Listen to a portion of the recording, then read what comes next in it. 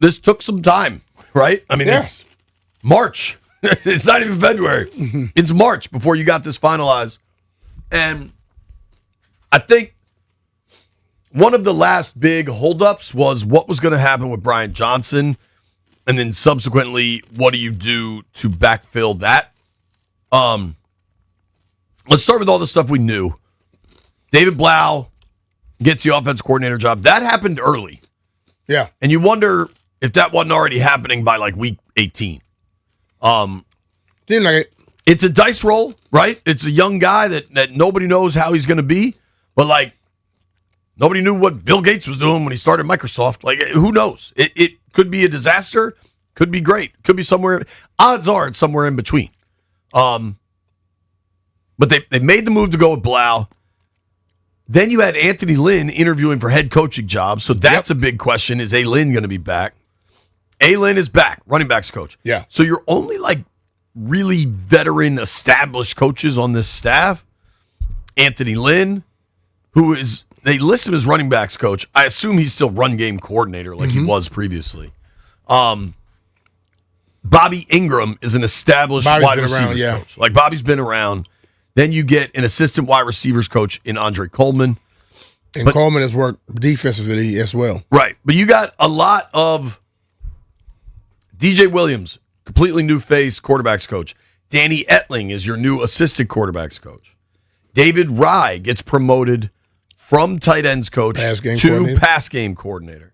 Rye's a guy I've been very high on. I talked to a bunch of people around the league this weekend. Actually got some pretty interesting information on him.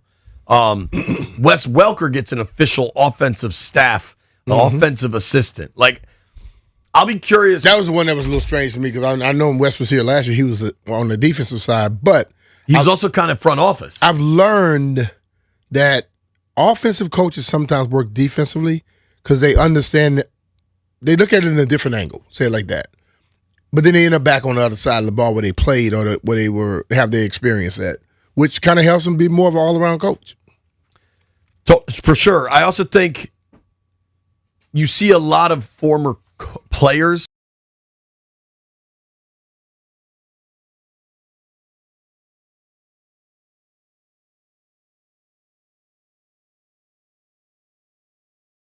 general manager, in this case I'd say it's Adam Peters, knows he wants to be part of this thing, and they just bring him in and make him part of it and then start to figure out how that works. Where to put him at? Ben Steele is the Commanders' new tight ends coach. He's a dude that was not here before. He came into the NFL as a UDFA after playing at Mesa State, 6'5", 250, so he's a prototypical tight end. Played in 17 career NFL games. All right. Caught 4 passes in his career. So this is a dude that's a bottom of the roster grinder. Had time with the Niners, Seahawks, Vikings, Packers. Like, that's a bottom of the roster. He was jumping around, boy. Yeah, man. Now, he played for Quinn when Quinn was, I think, in his first year in the NFL with the Niners as a defensive quality control coach. So these two have known each other, 25 years. Then, by DQ's final year in Atlanta, Steele was tight ends coach. He's kind of bounced around. I always think it's silly to try to connect like a coach to a star player's development because I think a lot of times it's the player. Steele, though, was in Arizona as Trey McBride has emerged as one of the best tight ends in the NFL. Okay. He was tight ends coach out there. So, is Shane Tobe Dave Tobe's son? I certainly believe that to be the case. Because that's Dave. Dave is a special teams coach, and I guess he does other stuff in Kansas City. Right. Well, how many people do you see spelled Toub? Not many. Jesse Madden is John Madden's grandson.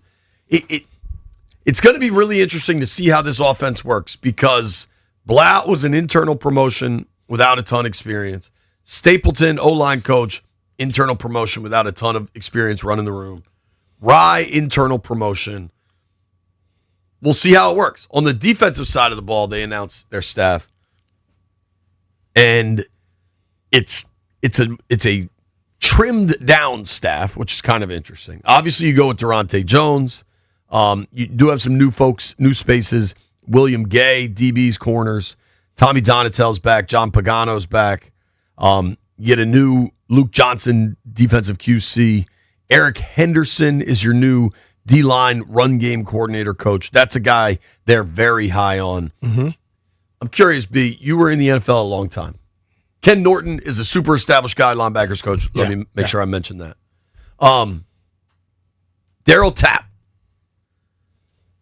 leaves San Fran, comes over with Adam Peters to take the D-line coach. Mm-hmm.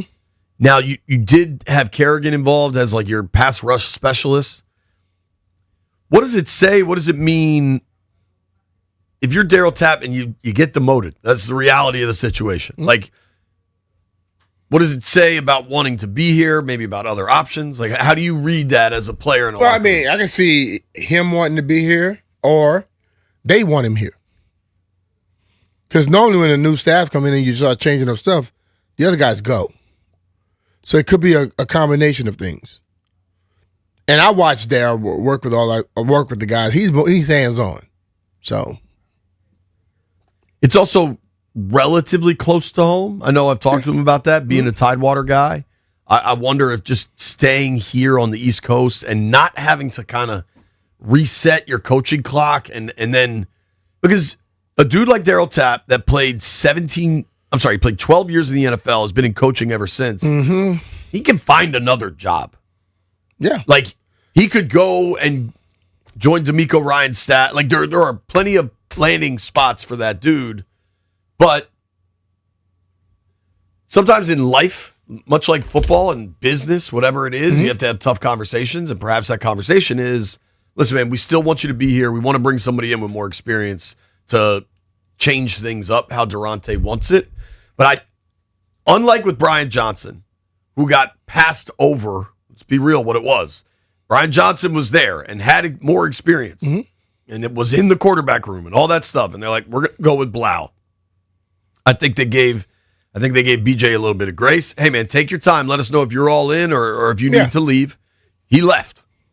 I think the Tapp thing could be different because I don't think he was ever a consideration to get the DC job. You know what I mean? But I just think, like, we always talk about the amount of quarterback jobs and coaching jobs.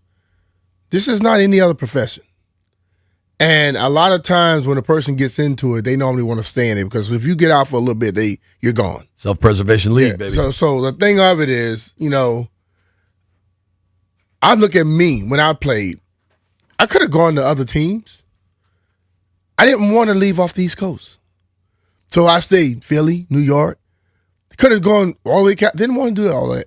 He could be the same type of guy where he going to make his decision based off of what his comfort level is, what he wants to do, not anybody that might call me.